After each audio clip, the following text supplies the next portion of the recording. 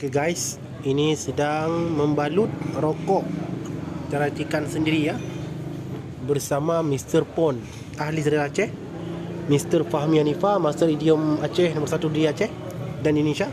Lihat bagaimana beliau cari. Tak perlu kita ke sempurna ya. Ini beliau sempurna sendiri ya. Membalutnya bagaimana? Lihat. Beliau racik sendiri ini. Tembakau beliau racik. Lihat bagaimana. Ini ada limnya guys. Biarpun saya tak merokok, tapi saya juga bersama orang merokok. Saya tak terpengaruhi dengan orang yang merokok guys ya. Ni beliau balut dengan lim. Lim ini ya. Ini dia lim. Lihat bagaimana cara pembuatannya.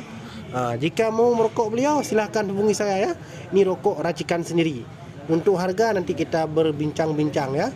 Ini tidak menyakitkan hati atau menyakitkan paru-paru dan jantung. Akan sehat selalu ya. Bersama ya. Bayangkan, pandai beliau ya. Mr. Pon, ahli sejarah Aceh ya. Dari masa Hindu di Aceh sampai nama Aceh dengan Indonesia, bersama ahli sejarah Aceh. Beliau selalu mempermudah tampan di Aceh ini. Ya, beliau ya. Lihat, sudah dalam kotak. Bayangkan 1, 2, 3, bersabar beliau meraciknya guys. Lihat guys ya. Lihat guys. Okey guys. Okey guys. Silahkan lihat ya.